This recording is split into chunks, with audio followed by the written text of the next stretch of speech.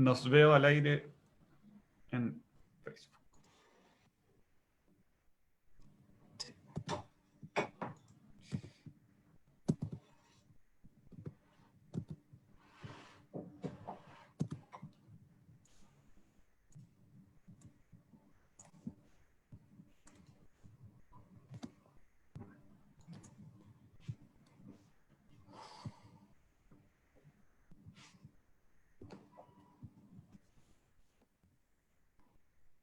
Bien, Armando, vamos Excelente, con este hola, hola. segundo capítulo. ¿Cómo estás? Muy bien, ¿y tú? Bien, démosle. ¿Cómo está el ánimo hoy día para hablar un poquito de diversidad e inclusión y educación matemática? Excelente, excelente. Aparte que es un día muy especial, tú comprenderás que nuestro gran Patricio Felmer, Grande, un grande, un nuestro grande. jefe, está de cumpleaños. Así que vamos a partir este programa deseándole un muy feliz cumpleaños a Patricio Felmer, nuestro director de la iniciativa ARPA. Vamos, ¿Quién Armando, hace? partamos. Eso, también aprovecho de mandar mi saludo a Patricio Felmer, quien lleva muchos años ya trabajando en educación y ha hecho posible ya que esta iniciativa tome el vuelo y el nivel que tenemos ahora y nos permita estar acá al aire con todas las personas. Bueno, Así es. quiero darles la bienvenida al capítulo 2 de la segunda temporada de Tardes de Mate. En esta segunda temporada estaremos conduciendo eh, Claudio Quirós y yo, Armando Peri, y juntos compartiremos con los invitados, esperando lograr transmitir las dudas de las personas que nos acompañan acá en vivo y por las redes sociales. Por favor, traten de compartirnos todas sus ideas, todos sus comentarios por el chat durante la semana. Cuando vean los cartelitos de anuncio, compártanos sus preguntas por el chat. Perdón, por las redes sociales, como un comentario, nos dejan un comentario. Hoy yo tengo esta pregunta sobre diversidad e inclusión y se las quiero transmitir. Ah, perfecto. También recordarles que ARPA es el acrónimo de Activando la Resolución de Problemas en las Aulas y somos una iniciativa de desarrollo profesional docente en 4 áreas: ciencias, escritura, ciencias sociales y matemática. Estamos alojados en el Centro de Investigación Avanzada en Educación, más conocido como CIAE, y en el Centro de Modelamiento Matemático, también conocido como CMM, ambos de la Universidad de Chile. Y en esta oportunidad, tal cual ha sido recurrente, nos acompañarán Morín Carrero y Carla Medina, quienes nos apoyarán transmitiendo sus consultas y respondiendo algunas dudas.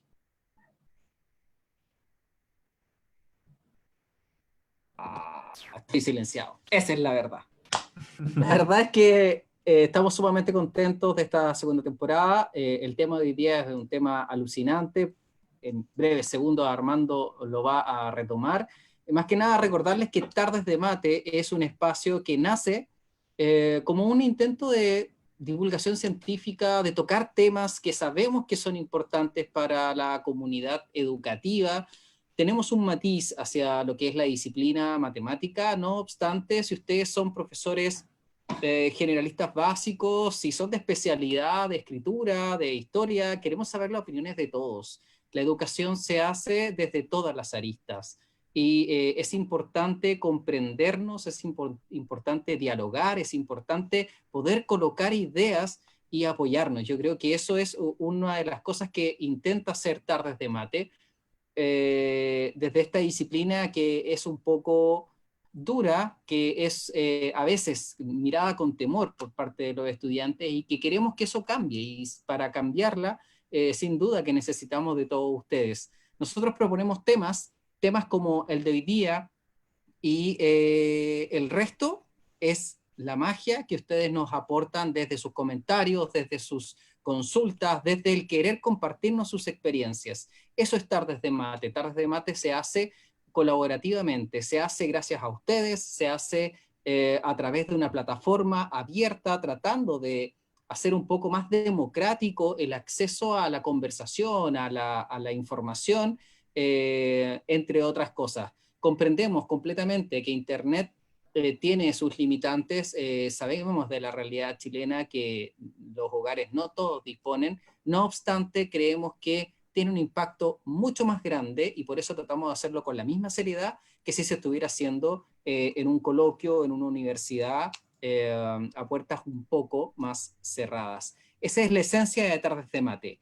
Y el chat se mueve gracias a ustedes. Armando, ¿qué tema tenemos hoy día? Hoy día tenemos un tema, pero es que muy interesante. Y luego, bueno, ya lo spoileamos un poquito antes, pero el tema es diversidad, inclusión y educación matemática. ¿Cómo se está trabajando en la pandemia?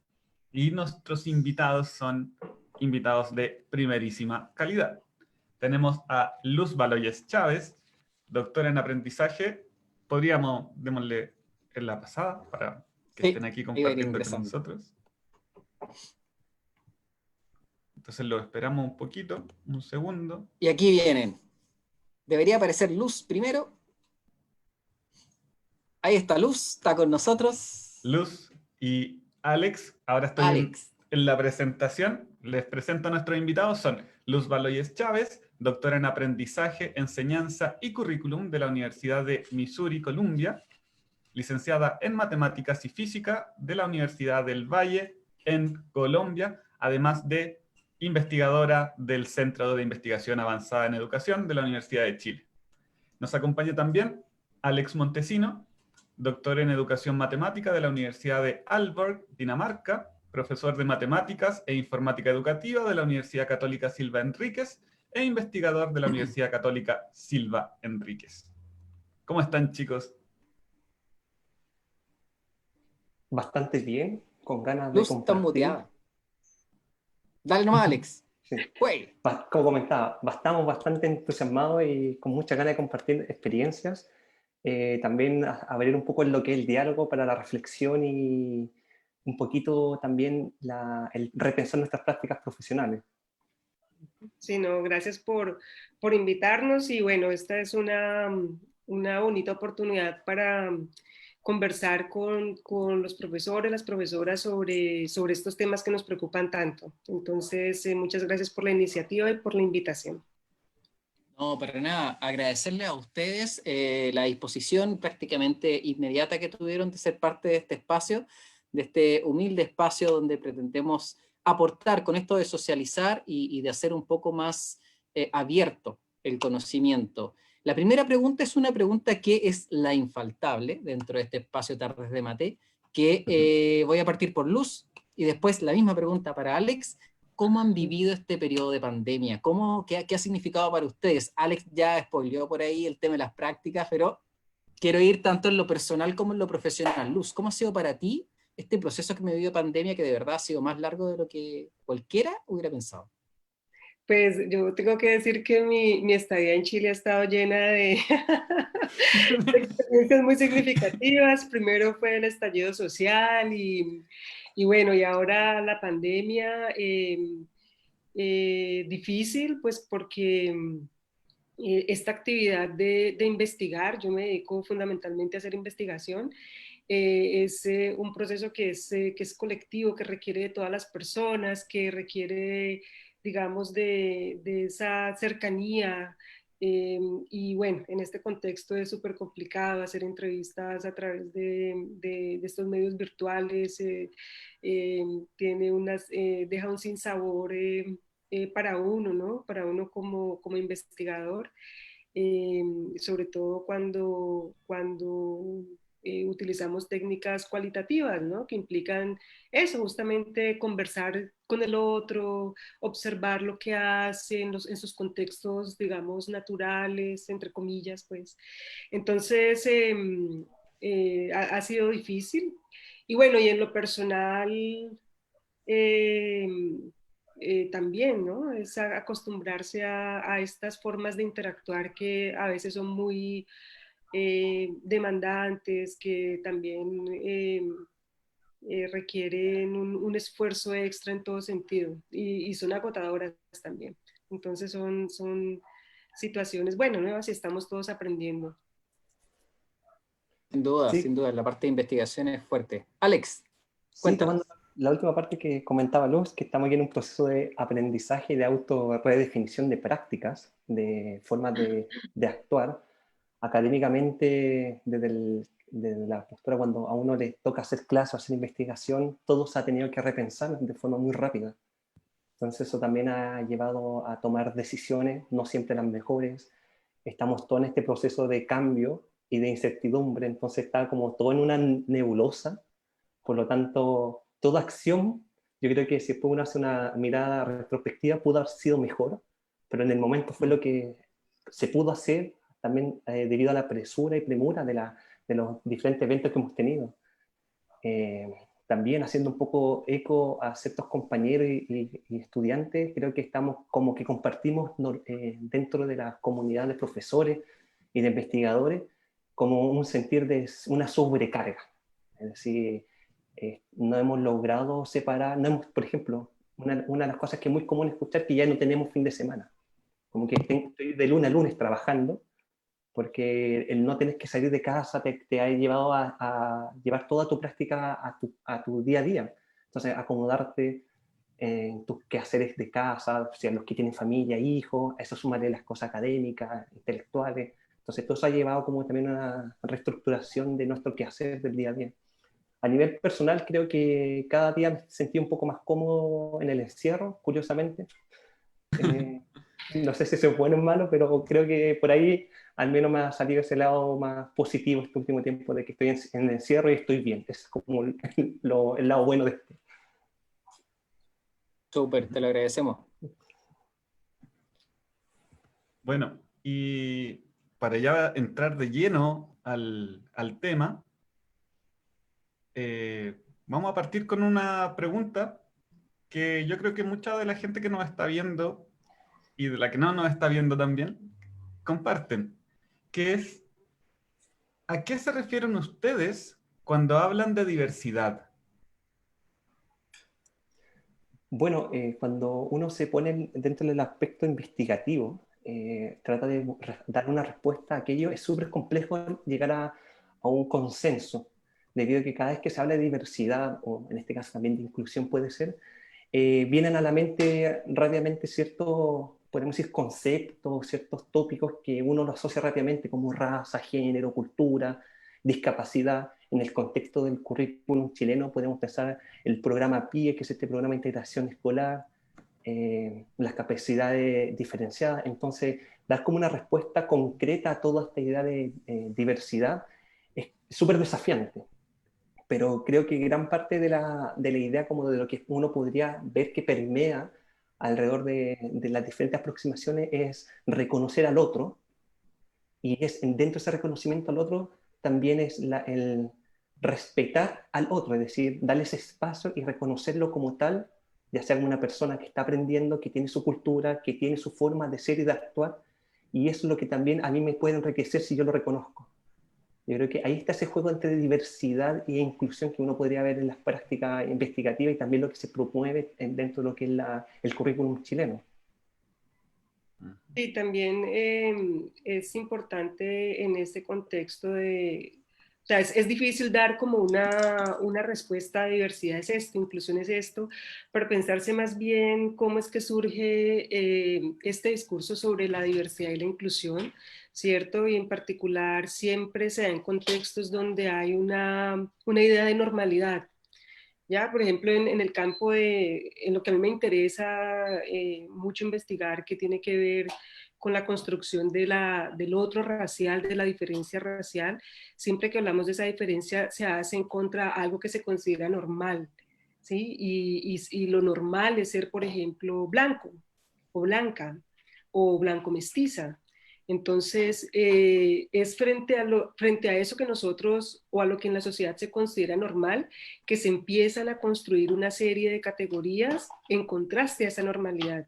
Y esa normalidad pasa de alguna forma desapercibida y nunca, o muy pocas veces se critica, ¿sí? Sino que sencillamente hablamos de ser blanco, ser blanca, ser mujer, ser hombre, ser de clase media, y son cosas que son, digamos, categorías que se consideran como normales. Lo que se percibe, lo que se sale de esas categorías es lo que se considera como distinto o diverso, y un aspecto muy importante relacionado con lo que decía la Alex ahora, tiene que ver con la forma como se construye esa diversidad en la institución escolar, esa diversidad o esa otredad, ¿no? Que se construye generalmente de manera negativa, de manera peyorativa, y se construye como un problema. Entonces, ser, por ejemplo, mujer en la escuela es un problema. Ser negro, negra, ser indígena, venir de determinados lugares geográficos también se constituye como un problema para aprender, ya sea matemáticas o sea, bueno, en este caso matemáticas. Entonces, digamos, cuando hablamos o tratamos de reflexionar sobre estos discursos sobre la diversidad y la inclusión, es muy importante tener en cuenta eso, ¿sí? Que hay, digamos, un discurso sobre lo que se considera normal, y a partir de allí una serie de categorías que se consideran como eh, anormales o diversas o diferentes, y cómo esas formas de ser distinto a lo normal se categorizan de manera peyorativa y problemáticas en la institución escolar. Sí, justo en ese aspecto de esa forma de ser distinto, es fácil encontrar ciertos discursos, por ejemplo, de la OCDE, que caracteriza a la diversidad como un factor de riesgo. Entonces, dentro de esa misma línea, uno puede encontrar, como decía Luz, que ser emigrante en un país es un factor de riesgo para el buen rendimiento en matemáticas y en ciencias, como lo dicen ellos. Además, ser mujer, ser negro, y la misma OCDE ha dado una cierta categoría de ciertos factores, o sí, ciertos factores que podrían hacer que ese estudiante tenga una mayor posibilidad de tener más, un bajo rendimiento. Entonces, también el llamado que hacemos es como un poco cuestionar aquello de lo que nos están diciendo que es la diversidad. Estas narrativas podemos decir que son relativamente dominantes, y en ese contexto podemos, cuando uno reflexiona a la luz de qué se ha dicho y cómo se ha dicho, y se ha trabajado la diversidad en la investigación, podemos ver dos grandes corrientes. Una de ellas que es una corriente que se acopla a este discurso oficial, entonces busca de alguna forma integrar a estos grupos diversos hacia la enseñanza de las matemáticas, sin cuestionar la génesis, podemos decir, de la problemática.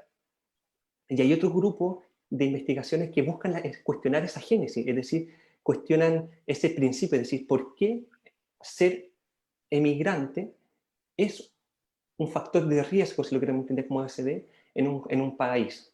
¿Por qué no puede ser un factor a lo mejor que potencie el aprendizaje, en este caso la ciencia, las matemáticas? Entonces ahí también viene una postura también un poco de análisis de lo que estamos entendiendo por diverso, y cómo también se va construyendo esta idea de la normalidad. ¿Quién es la persona normal, o ese sujeto también llamado como ese sujeto deseado? Sí, a mí me Escucharlo, parece, dale, Luz. sí, me parece que como profesores, como profesoras, es muy importante tener en cuenta justamente eso. Ser pues a mí esa palabra vigilante siempre me genera, ah, me genera un poco de conflicto, pero es ser muy críticos, es ser muy conscientes de cómo es que estos discursos dominantes construyen la otredad de una manera peyorativa. Y creemos que en las instituciones escolares es posible resolver el problema, por ejemplo, de la exclusión, que finalmente es el resultado de todos estos discursos peyorativos sobre la otredad. Entonces, creemos, por ejemplo, que en la educación matemática está todo este discurso de las matemáticas para todos, y creemos que solamente es posible a través de la implementación de una serie de prácticas pedagógicas resolver el problema de la exclusión y de la inequidad, y dejando el sistema tal y como está, es decir, sin cuestionarnos los discursos, por ejemplo, sobre los discursos que construyen peyorativamente, en el caso, por ejemplo, que a mí me interesa, de los estudiantes negros o de los estudiantes inmigrantes, las estudiantes negras, las estudiantes inmigrantes. el sistema queda igual, la escuela queda igual, pero pretendemos que a partir de una serie de prácticas, digamos, muy puntuales, sea posible generar procesos de inclusión. Entonces, yo creo que tenemos que estar, digamos, tener una mirada crítica frente a eso, que es un poco lo que estaba diciendo el Alex ahora. Sí, digamos, podemos tener una mirada muy crítica en el sentido de poder identificar esos elementos en las instituciones educativas y en el sistema educativo en general que permiten la construcción peyorativa de la otredad, ¿cierto?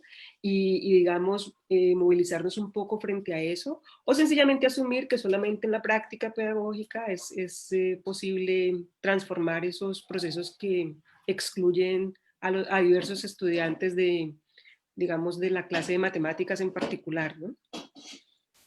Sí, la verdad es que justo Luz, te iba a hacer una pregunta que ya me la respondiste, que tenía que ver con el tema de si es que esta diversidad, hablar de diversidad, finalmente terminó siendo como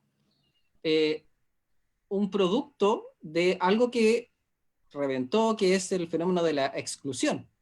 En definitiva, lo permitimos que, digo permitimos porque también soy educador y de alguna u otra manera soy parte de esta comunidad, comparta o no comparte algunas prácticas de las escuelas, pero finalmente somos parte.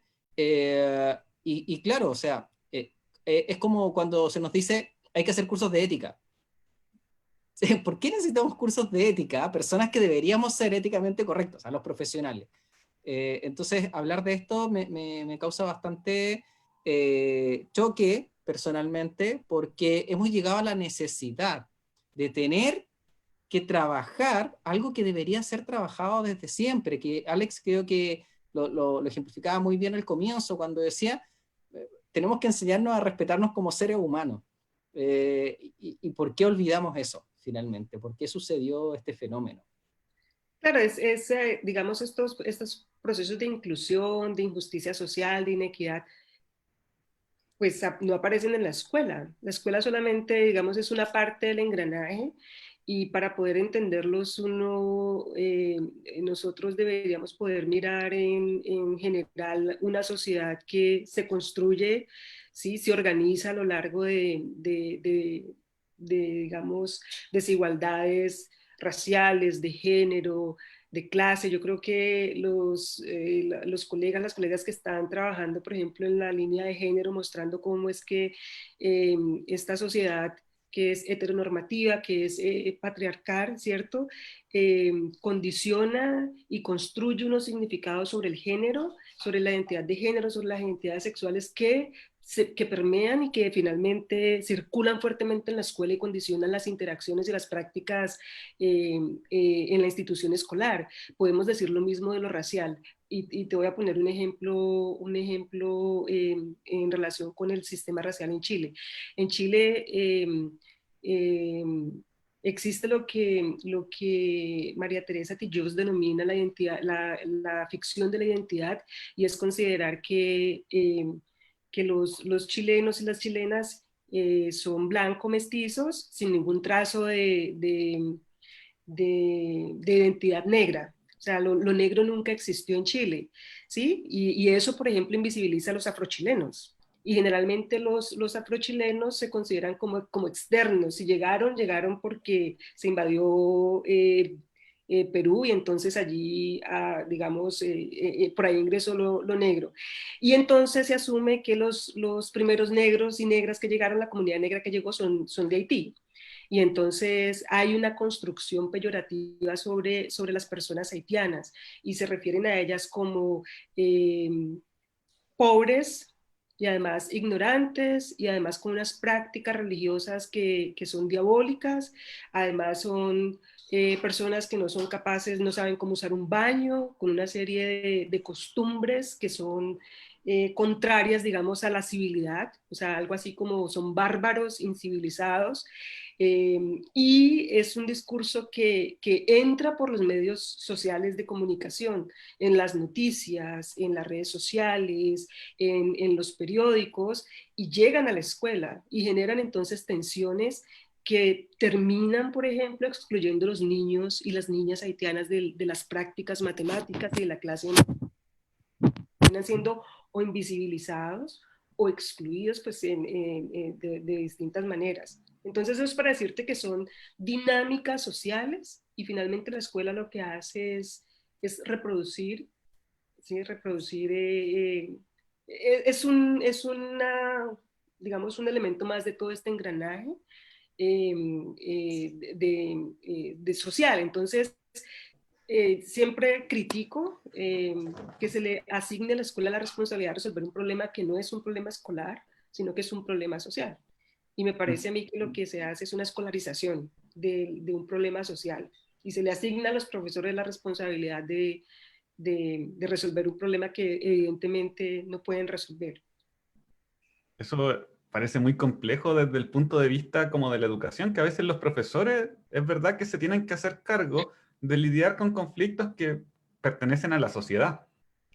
Pero en este mismo escenario y en el escenario actual, quisiera preguntar una de las preguntas que nos llegó por Instagram, que dice, en este escenario de educación remota, ¿hay factores que favorecen la inclusión? Bueno, aquí se toca un tópico, ¿cierto?, que está muy ligado a la diversidad, que es la inclusión. Entonces, quizá una pregunta previa sería, ¿qué consideran ustedes como inclusión? Y si hay factores que en la educación a distancia la favorecen.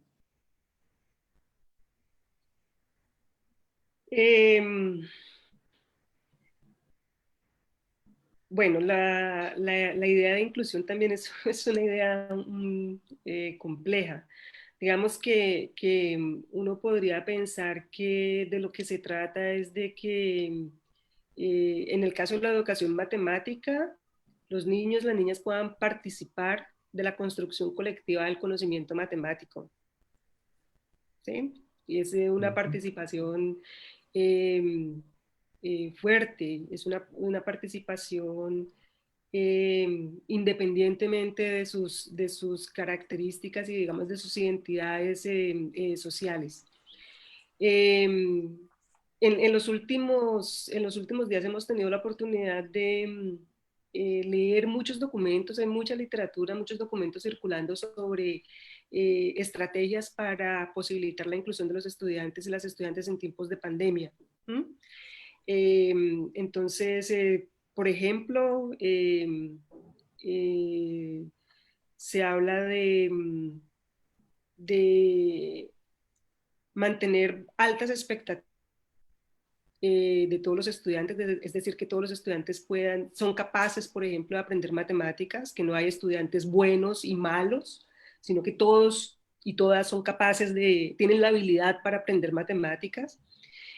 También se habla de mantener currículos que respondan a las necesidades de los estudiantes. Y aquí, por ejemplo, una pregunta interesante es, bueno, Chile que se organiza tanto alrededor de las líneas de clase, es decir, estudiantes que tienen acceso y los recursos para acceder a clases virtuales y a recursos virtuales, que tienen acceso a internet, que tienen acceso a computadores frente a otros que, no sé si ustedes vieron la imagen de la niña en el techo de una casa tratando de conseguir una señal de internet para responder a sus tareas. Es decir, hay dos extremos muy marcados. Entonces uno, digamos, podría pensar en cómo, y yo lo pienso más en términos de una pregunta porque no tengo una respuesta para eso, pero cómo garantizar que los estudiantes puedan acceder en sus tiempos y en sus ritmos a currículos de matemáticas, el currículo de matemáticas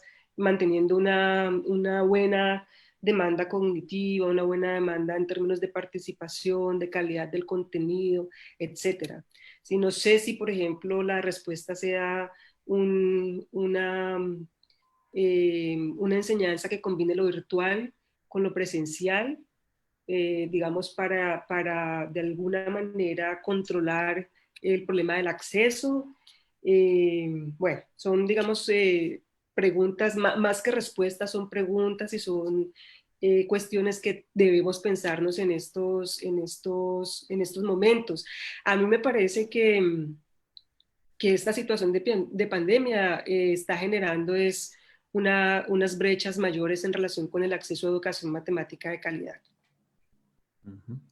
Sí, bueno, y agregar un poco en esta idea de la inclusión, que mucha parte de la investigación hace referencia, relaciona esta idea de inclusión con la justicia, justicia para todos. Entonces, como, con esta idea de, como venía desarrollando Luz, del acceso para todos, en este caso en el contexto chileno, a una enseñanza, llamémosla de calidad, de matemática, también empiezan a emerger con esta idea de diversidad, podríamos decir, la diversidad en el aspecto socioeconómico, junto con esta idea de que todos deberían aprender matemática, empiezan a hacerse mucho más evidente estas diferencias socioeconómicas, es decir, como comentaba la experiencia Luz. Por otro lado, también juega un papel muy importante la expectativa y las preconcepciones, concepciones de los profesores. Recuerdo algunas investigaciones que muestran cómo un profesor que tiene altas expectativas de su grupo de trabajo tienden a tener mejores resultados y de aprendizaje a su estudiante. Y simplemente con la visión que tiene un profesor podría generar un cierto cambio o favorecer este aprendizaje. Pues sabemos que también esto está dentro de un entramado súper complejo donde nuevamente no son factores propios de la escuela los que están presentes, sino que son factores que son parte de la sociedad, y mientras no logremos ir repensando o modificando algunos de estos aspectos, difícilmente se va a lograr a lo mejor trastocar lo que está pasando en el aula. Oye, en esta línea, Eduardo Amaya nos pregunta si es que ustedes conocen qué estrategias de atención a la diversidad pueden emplearse en la enseñanza virtual. ¿Qué estrategias? Sí, yo creo bueno, más allá de, digamos, estrategias puntuales, la invitación que yo haría sería, va en la línea de lo que dice Alex, y es mantener unas altas expectativas para todos los estudiantes, incluso para aquellos que se nos pierden en la pantalla, ¿no? Aquellos que no quieren poner su video, aquellos que aparentemente están ausentes. Y es, digamos, mantener las altas expectativas. La idea de que todos los estudiantes, todas las estudiantes pueden aprender matemáticas, y por lo tanto se requieren diseños importantes de tareas que no tareas elementales, sino tareas ricas, problemas, por ejemplo, no rutinarios, cuya respuesta no es evidente. Creo que también una estrategia es tratar de motivar el trabajo en equipo. Este trabajo en equipo que permita la participación de los estudiantes independientemente de la percibida habilidad que puedan tener, es importante. Y allí también es importante aclarar que esto no se da, y los profesores y las profesoras debemos tener muy en cuenta esto, no se da de manera natural. Trabajar en equipo, ¿sí? En donde todos y todas puedan compartir, puedan respetuosamente participar, puedan contribuir a la construcción colectiva del conocimiento matemático, no se da de manera natural, sino que también requiere un aprendizaje. Entonces es importante que, que nosotros como docentes podamos ayudar a estudiantes a trabajar en equipo. Yo creo que el trabajo en equipo es importante, que mantener las expectativas altas es importante, que seguir, digamos, proponiendo y diseñando tareas ricas para los estudiantes es también importante. Como tú decías, esto no debería ser la particularidad, sino que debería ser la generalidad. No deberíamos tener que dar esta serie de ideas como respuesta a problemas de exclusión, sino que debería ser la norma en la escuela, ¿sí? Tener estas altas expectativas, mantener un currículo rico que responda a las necesidades de los estudiantes. Y también en ese sentido, creo que es fundamental que conozcamos muy bien qué es lo que los estudiantes están, las situaciones por las que están pasando ahora. dónde están, qué están haciendo, emocionalmente cómo están.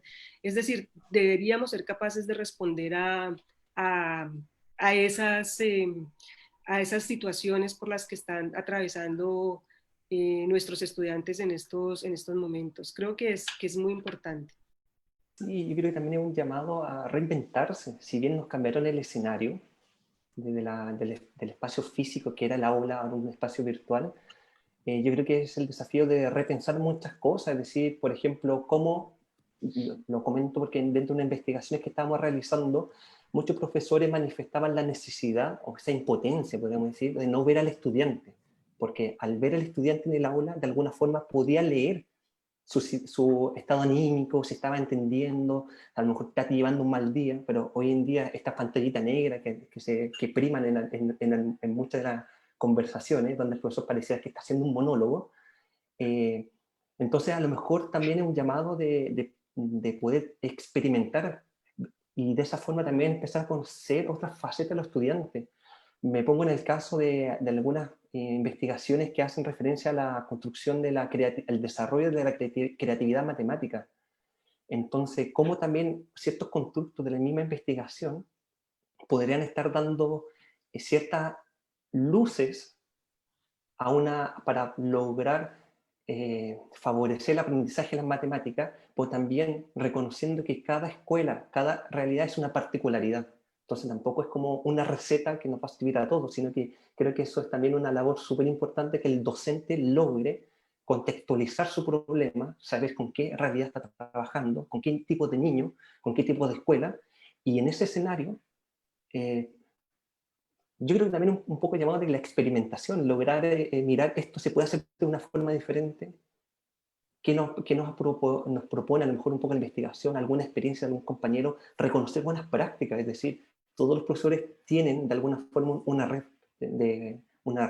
con compañeros de otros niveles, entonces dialogar, decir qué está funcionando con estos niños, por qué esto funciona aquí, esto allá no, entonces pues también es una postura de autorreflexión y autocrítica. Yo creo que eso también nos va a lograr que los profesores crezcan y cuando volvamos al aula también va a ser un plus porque van a tener a lo mejor otra herramienta a la cual pueden ir acudiendo al momento de complementar su labor docente.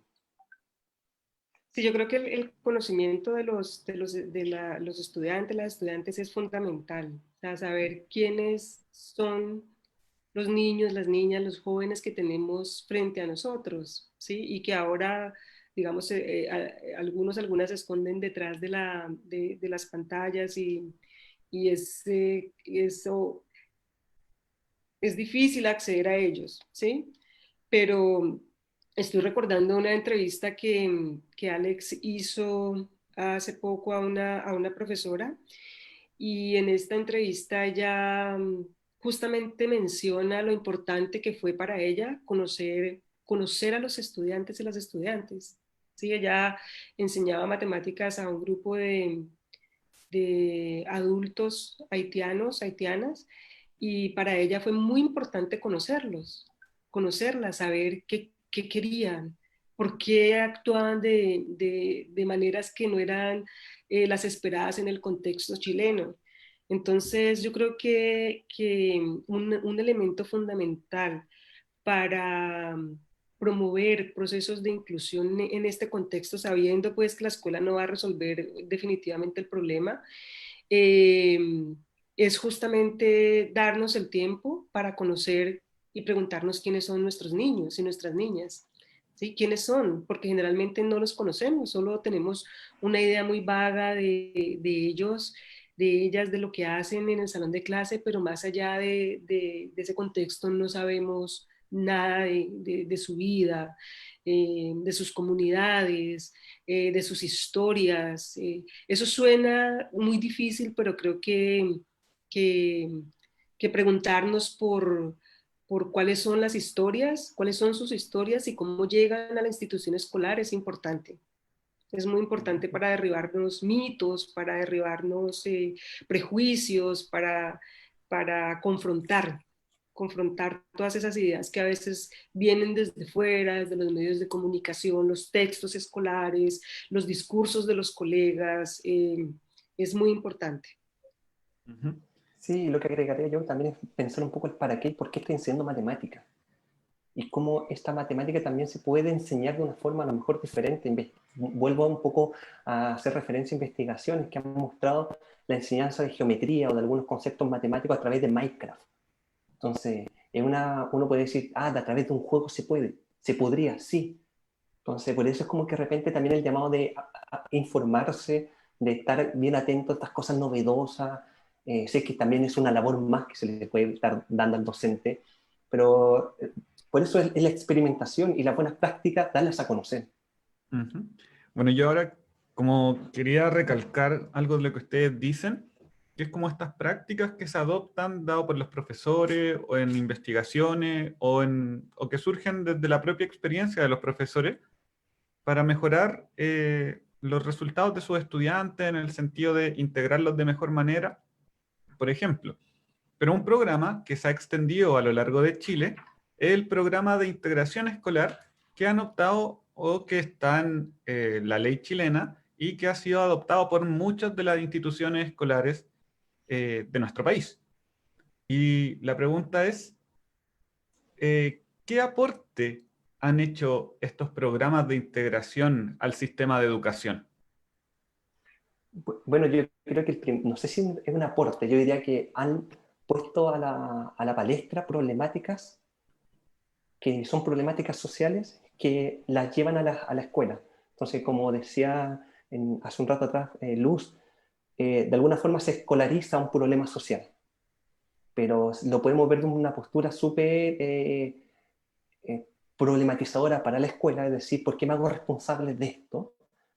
Que es súper válido, pero también la podemos entender como una posibilidad de crecimiento, es decir, cómo yo logro transformar si entiendo que la labor educativa es la transformación socioeducativa.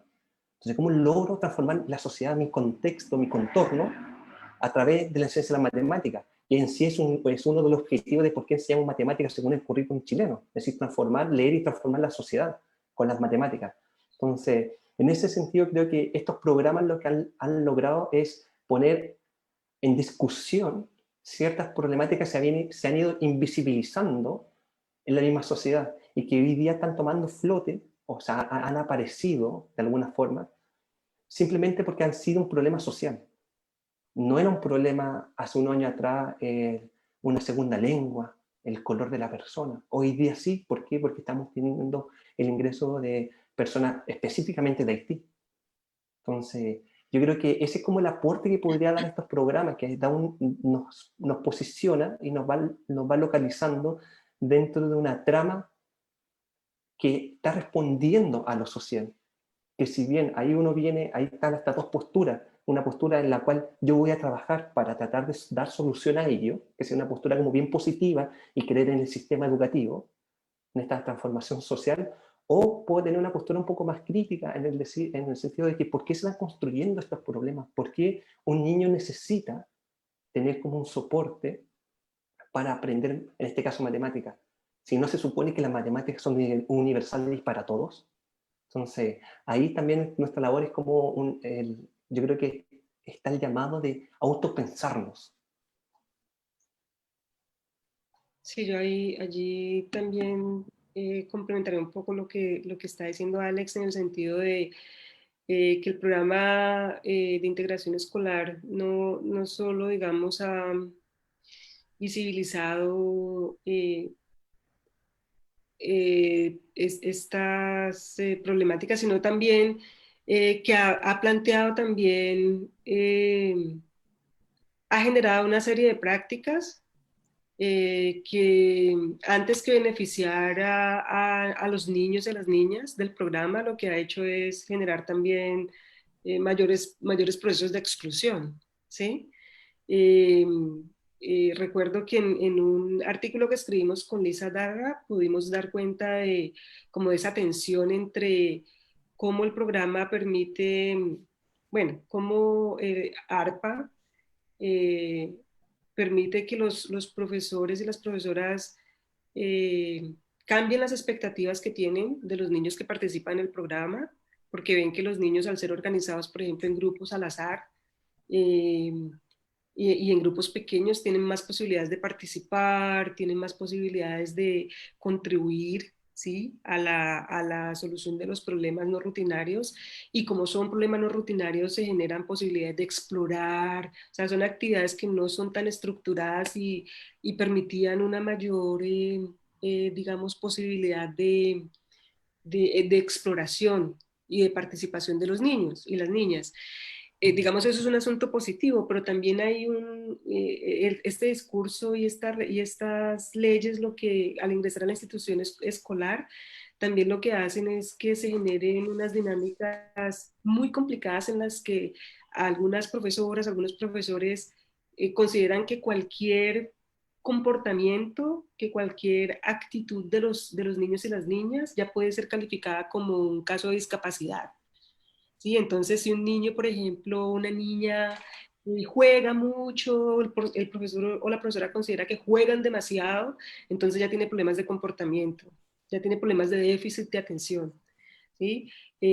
Si el niño o la niña se demora en resolver sumas y restas, entonces ya tiene también, ya debe ser parte del programa PIE porque tiene dificultades para aprender matemáticas. O sea, se ha dado también estas situaciones en donde, entre comillas, problemas que son pedagógicos, quedan convertidos en problemas médicos y el profesor se exonera de la responsabilidad que tiene.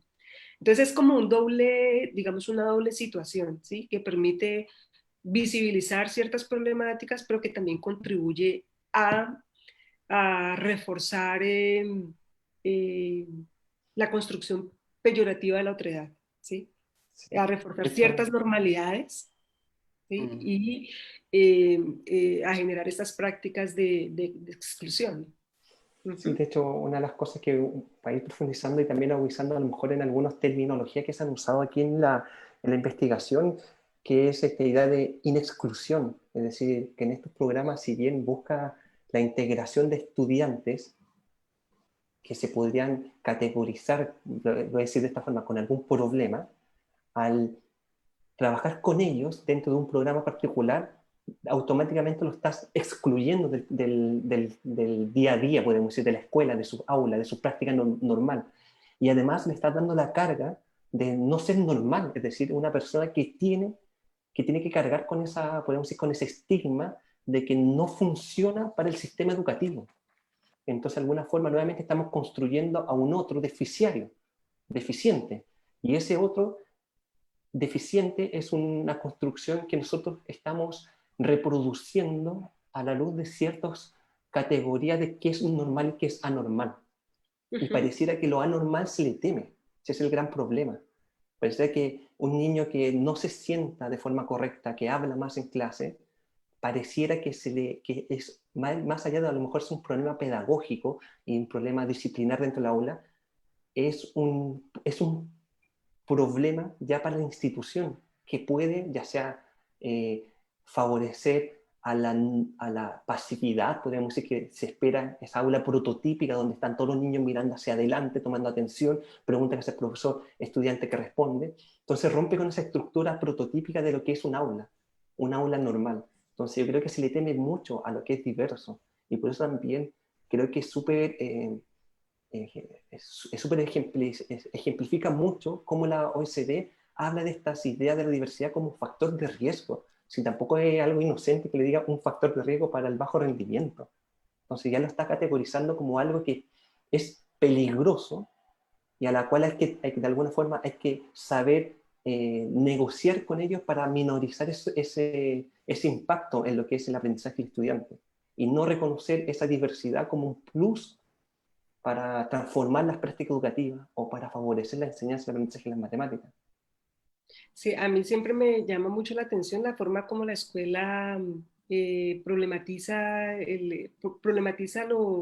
lo que es distinto, lo que se desvía de lo que es considerado normal. Entonces, por ejemplo, eh, en una institución, en un liceo donde tuvimos la oportunidad de entrevistar a algunos profesoras del programa PIE, del programa de integración escolar. nos contaban que los profesores estaban enviando al programa, estaban enviando a ellas niños y niñas haitianas porque no hablaban español, ¿sí? Y entonces el no hablar español de manera fluida se consideraba ya un problema de aprendizaje que no podía resolverse, digamos, de otra manera, sino a través del programa PI. Entonces es muy interesante cómo esta diferencia lingüística termina siendo un problema para la escuela, pero un problema, es un problema en el sentido de llegaron niños y niñas que no hablan español, ¿sí? Y hablan creole, ¿cómo hacemos? ¿Cómo creamos un sistema de apoyo que les permita o aprender español o sí, esa es la pregunta, es ¿cómo hacemos? Pero no es el cómo desde lo pedagógico resolvemos este problema, sino ese es un problema que no es pedagógico, sino que es un problema, digamos, de habilidad y por lo tanto tiene que ser resuelto por el programa a pie. ¿Sí? Entonces es esto que estamos diciendo, cómo se construye la autoridad de una manera peyorativa y de una manera que finalmente termina siendo medicalizada, ¿no? Se necesita un médico, un profesional del área de la salud para que resuelva un problema como el que traen estos niños que son distintos, ¿sí? Que son, En definitiva, digamos, lo normal es hablar español y bueno.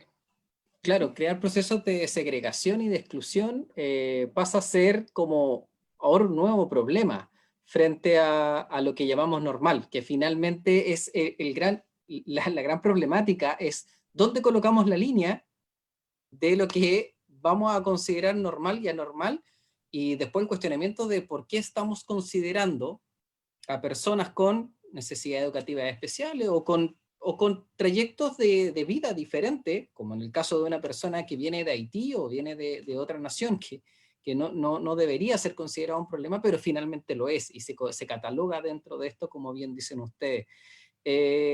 Lo encuentro súper interesante. Personalmente podría recibir muchos dardos con este comentario, pero claro, en algún momento segregábamos por el hecho de no ser de ciertas facciones.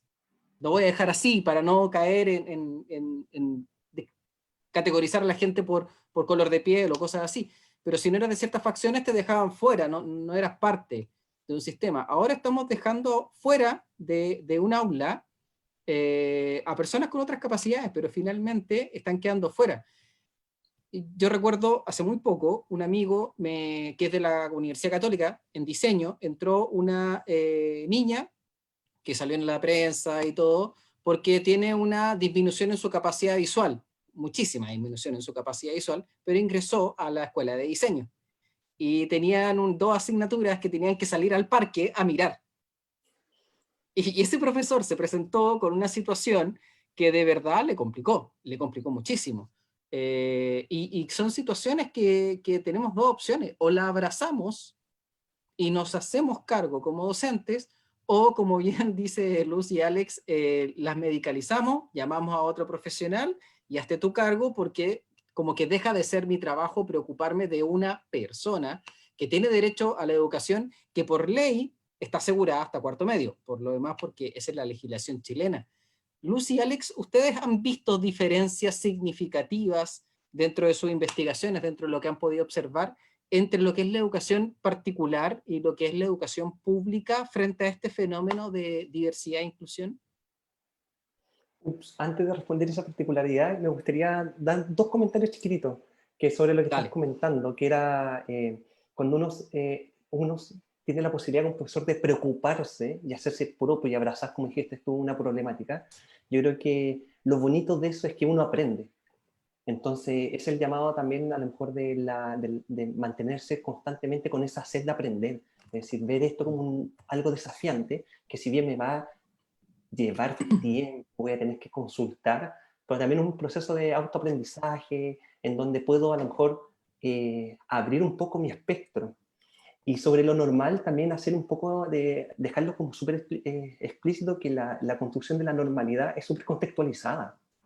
Es algo que responde a un contexto, y yo creo que si lo queremos dejarlo así como mucho más claro en lo que es Chile, en contexto regional, en la región yo diría que ahí ya se podría pensar en una contextualización, una normalidad que a lo mejor sigue siendo muy fuerte. Tomo un ejemplo muy rápido. Cuando yo estaba estudiando mi doctorado en Dinamarca, tenía un colega, compañero de trabajo del doctorado, que era colombiano, y tenía un niño de 4 o 5 años que hizo toda su prebásica en Dinamarca. Después el niño creo que llegó en kinder, con primero básico, a Colombia. El muchacho era colombiano. Y claro, el niño venía con todo este desarrollo de cómo entender una educación, podemos decir, un poco a los modelos nórdicos, si lo queremos entender de esa forma. Y en Colombia lo primero que le piden, cuando después hacerle la entrevista en la familia al niño, era que el niño tenía que normalizar su cuerpo, es decir, tenía que controlar un cuerpo en que tenía que saber que de 8 de la mañana a las 9:20 el niño tiene que estar sentado, no moverse.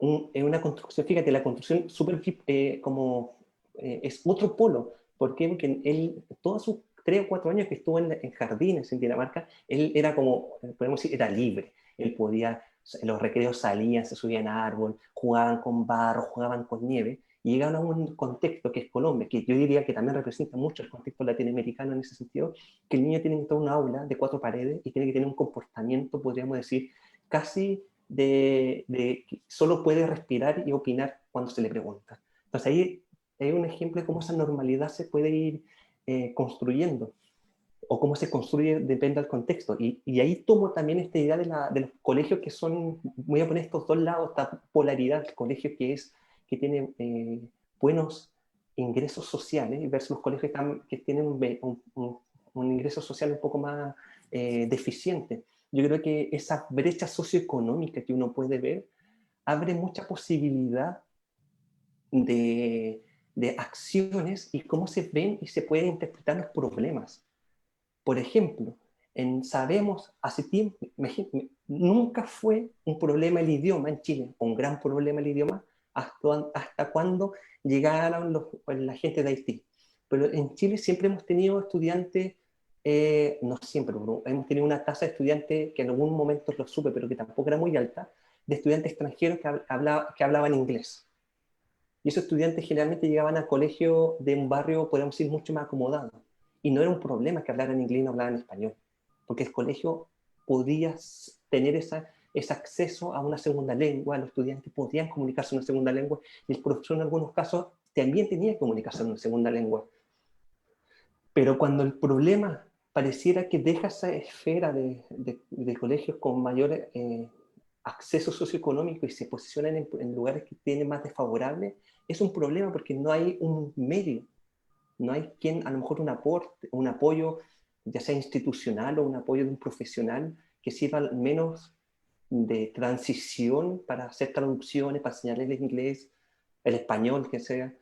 Y ahí uno también va viendo que ciertas prácticas en estos polos, hay prácticas que están súper naturalizadas y que no se han cuestionado. Una persona que no habla español, en algunos colegios se le hace un curso súper rápido, un apoyo súper rápido para que aprenda español, o el mismo colegio ya está estructurado en inglés.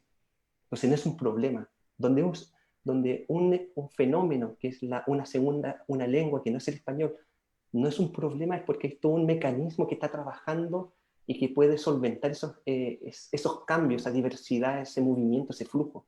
Pero en un contexto donde no hay medios para lograr ese soporte, se convierte en un gran problema. ¿Y qué es lo que hacen generalmente los colegios cuando se ven sobrellevados? Y también es una de las cosas que tuvimos que revisar, que en una encuesta lo encontramos, en una entrevista, disculpen, que en un colegio a la gente haitiana la agruparon, esto en un contexto de un colegio para adultos, un 2x1, lo agrupan en una misma sala y ponen a todos haitianos en un nivel. Y el profesor que enseña la materia, en este caso matemática, tenía que hacerse cargo de todos los haitianos, de todos los niveles. ¿Por qué? Porque no había otra forma, la institución no vio otro mecanismo para. Pero claro, si hubiese tenido a lo mejor más acceso socioeconómico, a lo mejor hubiesen logrado tener un intérprete, a lo mejor hubiesen logrado mandar a los profesores a un curso de haitiano, a lo mejor invitar a estos estudiantes y enseñarles español para que puedan integrarse a la sala con los otros estudiantes que sean chilenos o extranjeros porque hablan español. Entonces, en este aspecto de lo socioeconómico, creo que puede jugar muy a favor o muy en contra, dependiendo en los polos en los cuales se pueden encontrar. Yo creo que una diferencia fundamental que uno encuentra en liceos, por ejemplo, en instituciones privadas de clase alta, y los liceos en condiciones de vulnerabilidad, son las expectativas de los profes. ¿Sí? O sea, los profesores y las profesoras tienen muy bajas expectativas en relación con el aprendizaje de las matemáticas en contextos vulnerables, estudiantes en contextos vulnerables. Generalmente hay unos discursos, ¿cierto?, que posicionan a los niños y a las niñas, como se dice, en contextos vulnerables, como incapaces de aprender matemáticas.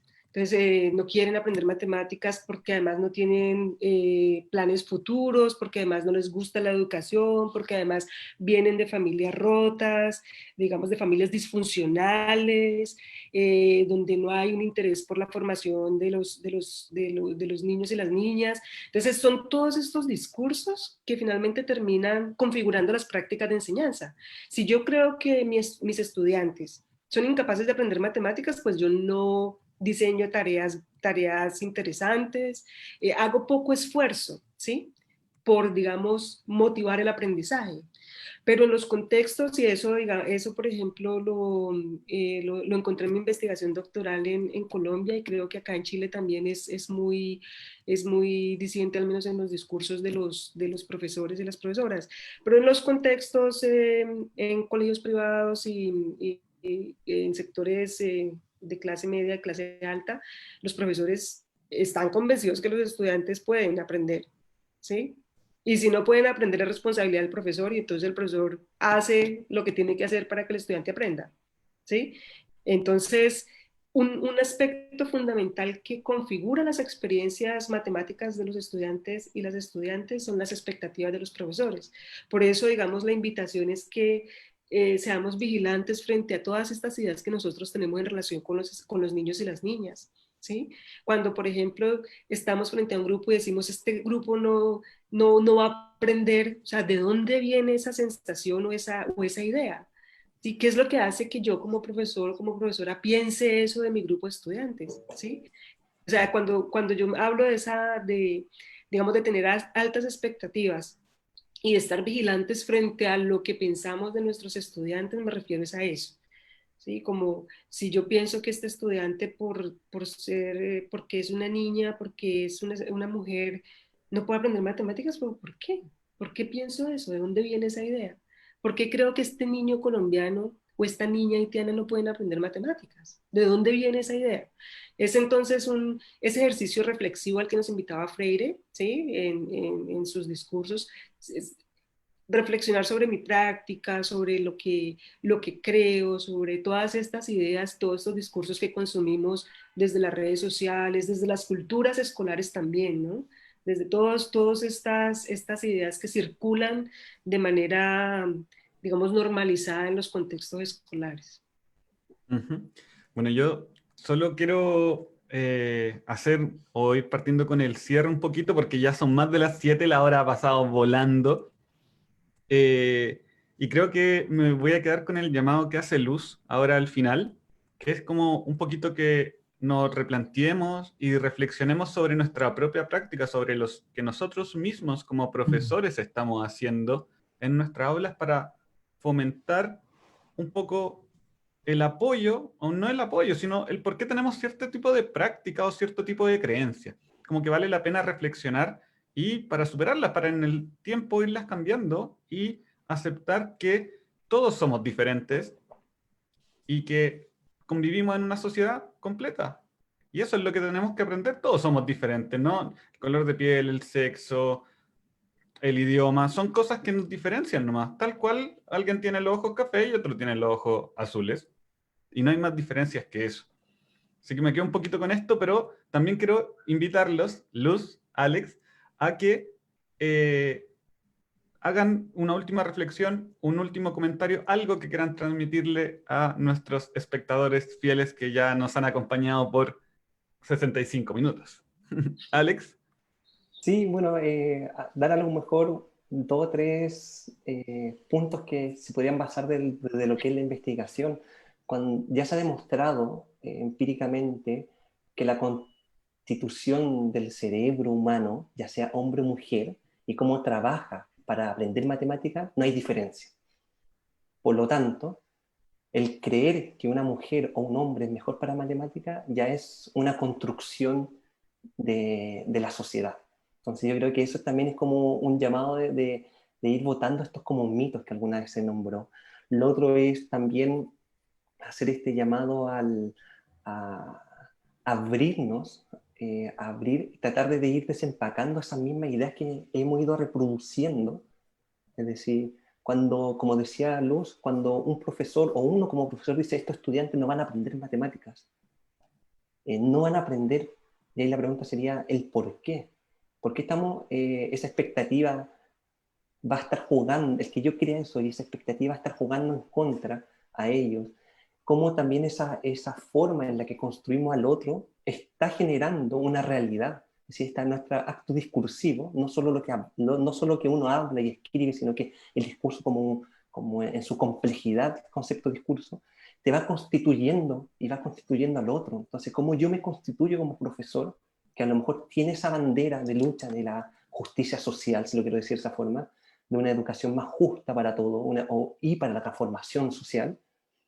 Me amerita el repensarme, me amerita mirar cómo mis prácticas, cómo mis formas, mis preconcepciones, mis creencias, también están fundadas dentro de una red de discurso donde la normalidad es donde uno podría cuestionar, es cómo se ha constituido esa normalidad y quién constituye eso normal. Yo creo que ese es como el llamado y también un poco la reflexión que se le podría, con el que podría ir cerrando. Y hacer también, como último, hacer como una analogía con lo que se ha hecho en la investigación. En la investigación, autores han dado cuenta de cómo la educación matemática como área de estudio ha sido súper narcisista, en el sentido que se ha mirado solo sobre, dentro de ella, para ella. No han logrado abrir y mirar su problemática en conexión con otros contextos, con otros campos de estudio. Entonces, a lo mejor ese mismo llamado, el que uno podría hacer es pensarnos como profesores de matemática dentro de una trama, dentro de una red, donde uno es simplemente un nodo, y ese nodo está tensionado por muchos otros factores, muchas otras prácticas. Por ejemplo, la visión del director de un colegio. Eso es más, un nodo más que te va a ir tensionando. Entonces, pensarnos dentro de esa complejidad. Eso. Yo cerraría, bueno, primero agradeciéndoles nuevamente la invitación. También agradeciendo las preguntas de los profesores, de las profesoras participantes en esta conversación. A mí me parece súper, súper chévere, como decimos en Colombia, que, que nos estemos pensando en el campo de la educación matemática estos problemas, porque generalmente pensamos que las matemáticas no tienen nada que ver con problemas de exclusión, ni de inequidad, ni nada de esto, ¿sí? Sino que como que enseñar matemáticas es un acto, no sé, racional, como por fuera de, estamos como en una burbuja. Entonces, me parece muy interesante que estemos empezando a pensarnos y a preguntarnos sobre cómo es que enseñar matemáticas no solamente tiene que ver con comunicar un conocimiento, con posibilitar la construcción de un conocimiento matemático y altamente valorado en la sociedad, sino que también tiene que ver con pensarnos cómo es que las prácticas que usamos para enseñar matemáticas pueden excluir a grupos determinados de estudiantes. Entonces, la invitación es como a seguirnos pensando en esto, ¿no? En cómo desde la forma, los discursos y las acciones en el salón de clase pueden o favorecer la participación de mis estudiantes o pueden favorecer la exclusión de estos estudiantes. Bueno, agradecerle a los dos. Armando, ¿tú para el cierre te gustaría decir algo? Todo bien. No, yo, o sea, me quedo con muchas cosas para reflexionar sobre mi propia práctica, sobre por qué entiendo las cosas como las entiendo, y quizás reflexionar un poquito cuando yo mismo me diga, no, hay estudiantes que no pueden aprender, quizás ahora pensarlo una vez más y ver cómo puedo superar las trabas que yo mismo me he ido formando a lo largo de los años. Así que del capítulo de hoy totalmente me llevo un aprendizaje. Sí, la verdad es que yo creo que quedamos como calentando los motores. Creo que todavía quedaban muchos temas pendientes por conversar. Hay algo que dijo Alex que se me vino a la cabeza, un recuerdo, y aproveché de pedir permiso al tiro. Hay un director que se llama Eduardo Cebrián, al cual le mando saludos, actualmente está en Vitacura. Hace como 4 años atrás era director del Liceo Puente Alto. Y yo trabajaba en la Católica Silva Enríquez, ahí la casa de Alex, en el programa PASE, y fue la primera vez que me invitaron a una titulación de cuarto medio donde había un intérprete de lengua de señas en la titulación de cuarto medio para todo el público, que estábamos todos sentados en el gimnasio. Y yo quedé para adentro, porque dije, ok, no estaba probablemente 24/7 en el colegio, pero había una actividad sumamente importante para los chicos que van saliendo de cuarto medio y primera vez en la vida, después de haber ido a un montón de titulaciones de distintas escuelas, que lo veía. Y yo decía, ¿por qué esto es raro? ¿Por qué no esto es común? ¿Por qué esto no es lo que debería pasar siempre? Y bueno, esas cosas son las que te van quedando marcadas y las que te dicen, las que te van marcando una pauta. Acá, por ejemplo, a nosotros nos encantaría eh, tener a una personita acá abajo en un cuadradito para poder también transmitir esta conversación a personas que tienen una disminución en la capacidad auditiva y que no pueden disfrutar de lo que estamos conversando. Pero creo que vamos caminando hacia allá. Creo que todavía nos queda mucho por recorrer, pero el hecho de que coloquemos este tema en la palestra, que ya lo estemos reflexionando, nos hace avanzar, nos hace conscientes, que yo creo que es algo sumamente importante. Comentarle que tenemos dos mensajes en el chat. Uno es de Eliana, y Eliana nos comenta que las actividades deben ser diversas para dar oportunidades a todos los alumnos con sus estilos de aprendizaje. Y por otro lado tenemos a Yorka Álamos, que nos comenta que desarrollar habilidades socioemocionales aportaría a una educación inclusiva. Esas son dos cosas que por ahí nos quedan dando vuelta y nada, bueno, agradecerle a los dos.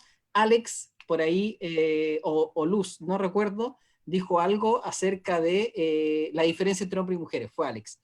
En el aprendizaje de la matemática, bueno, ya se viene ese tema acerca de matemáticas, ciencia, y las mujeres, matemática y ciencia. ¿Hay diferencia de género en nuestras aulas? Es un tema que tenemos pendiente para septiembre, lo vamos a tocar. No quisimos colocarlo directamente en esta conversación porque creemos que hoy en día es un temón que tiene un espacio más, un nicho más solo. Así que me pareció excelente esa intervención. Agradecerle a Luz Valois Chávez, Alex Montesinos, de verdad, muchas gracias por estar acá con nosotros. Creo que fue una tremenda conversación. Esto va a quedar guardado aquí en Facebook, después se sube a YouTube, la gente lo puede ver, ustedes lo pueden compartir cuando deseen. Creo que hay reflexiones tremendamente importantes referente a cuál es la tarea que nos dejan a todos, como todos los profesores, los que trabajamos en aula, de cómo abordamos ciertas situaciones que no deberíamos mirarlas como anormales, que creo que fue uno de los términos que más repetimos, este tema de la normalidad, que es un temón. Contarles que el próximo capítulo va en 15 días más, es decir, el próximo 8 de septiembre tenemos el próximo capítulo de 18 a 19 horas y estaremos compartiendo el tema, que lo vamos a dejar como sorpresa. A través de las redes sociales vamos a ir subiendo el afiche y nuestro invitado para que todos estén atentos. El próximo 8 de septiembre sí o sí nos juntamos a las 6 de la tarde a disfrutar de otro capítulo de Tardes de Mate. Una vez que tengamos este afiche con nuestro tema, que lo vamos a tener oculto un tiempo, vamos a estar recibiendo todas las preguntas que nos quieran hacer a través de las redes sociales de ARPA, en @ARPAMatemáticas en el caso de Instagram, y en el caso de Facebook a través de @arpamatemática.uchile. Luz, Alex, Armando, muchas gracias a los tres y nos estamos viendo en una próxima ocasión. Chao, chao. Chao, muchas gracias a ustedes. Chao, chao.